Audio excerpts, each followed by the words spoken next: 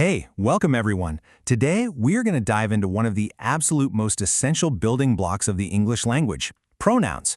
You know, they're kind of the secret ingredient that makes our speech flow smoothly. And believe me, by the end of this, you'll be using them like a total pro. So, right off the bat, let's look at why these little words are so important. On the left, we've got Ollie is a student. Ollie is very hardworking. It sounds a bit clunky, doesn't it? Super repetitive. Now look at the right. Ollie is a student. He is very hardworking. See that? Just one tiny word, he, makes the whole thing smoother, more natural, and just plain better. And that is the power we're going to unlock today. So, what even is a pronoun? Well, think of it as a substitute, a stand-in. It's a word we use instead of a noun, like Ali or the car, to keep ourselves from sounding like a broken record. Its whole job is to make our language way more efficient and a lot clearer. Okay, so here's our game plan. We'll start with why pronouns matter, then we'll hit the everyday essentials. After that, we're going to expand your vocabulary, learn how to connect your ideas, and then we'll wrap it all up with a final polish to get you sounding truly fluent. Let's dive right into our first section, the everyday essentials. If you're just starting out, this is the absolute perfect place to build a really strong foundation. Trust me, these are the pronouns you're going to be using all the time. Now, check this out. This is the core difference you've got to know. Subject pronouns, they're the doers in the sentence. I am ready, she lives nearby. They're the ones actually performing the action. But object pronouns, they're the receivers. She called me. The action of calling is happening to me. Please help her. Simple, right? It's just the doer versus the receiver. Next up, let's talk about ownership. How do we show something belongs to someone? With possessive pronouns. Now, the key thing to notice here is that these words, they stand all by themselves. You don't say, this is mine book. Nope. You say, this book is mine. That one word, mine, does all the work. It's so clean and efficient. All right, you're doing great. Let's move on to section 2, expanding your vocabulary. These next few pronoun types are going to add a whole new layer of detail and, frankly, sophistication to your English. This is where you really start to sound more natural. Okay, and this slide is huge because it clears up something that trips up so many people. Look at the left, my phone, your car. See how my and your come before the noun? They're describing it. Those are actually possessive adjectives. But over on the right, mine and yours stand completely alone. This phone is mine. That car is yours. Those are the true possessive pronouns. Getting this difference down is a massive step forward. Now for a really fun one. Reflexive pronouns. The name kinda gives it away. The action of the verb literally reflects back onto the subject. Just think of it like looking in a mirror.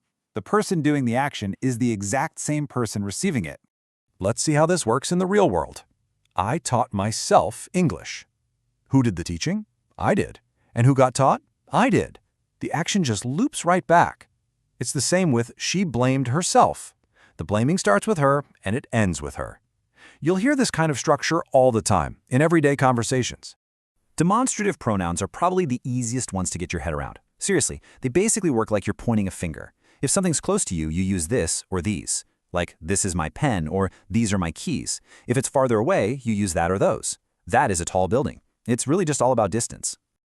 So what happens when you don't know exactly who or what you're talking about, or maybe it just doesn't matter? Well, that's where indefinite pronouns come into play. Words like someone, everyone, something, nothing.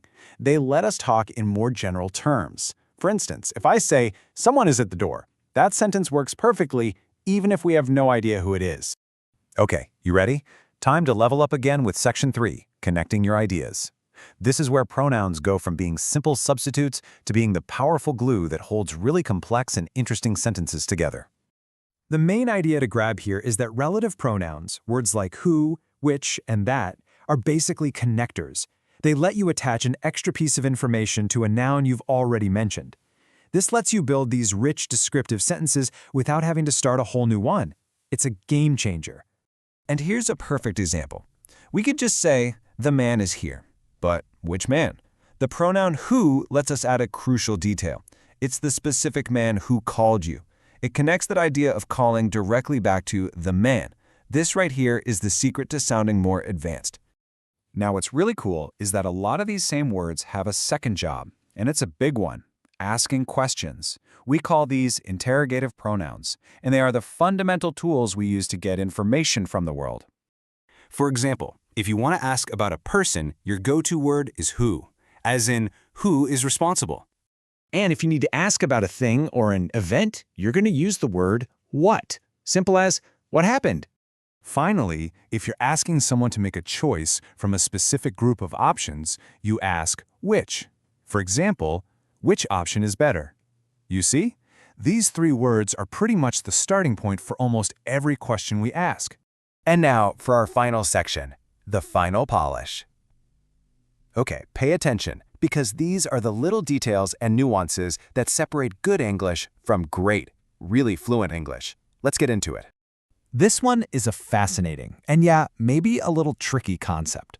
Sometimes we use the pronoun it, but it doesn't actually refer to any specific thing. It's just there.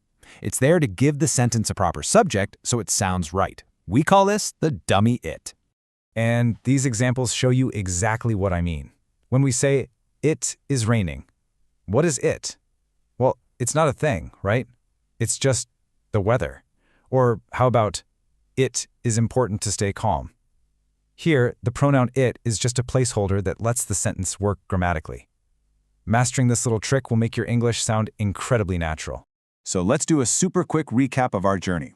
We have built a complete pronoun toolkit. We started with those foundational personal pronouns like I and me. Then we moved on to possessives like mine, and reflexives like myself. Then we leveled up to the connectors and question words, our relative and interrogative pronouns. You basically have a map of the entire system now. Wow, we've covered a ton of ground, from the absolute basics to some pretty advanced nuances.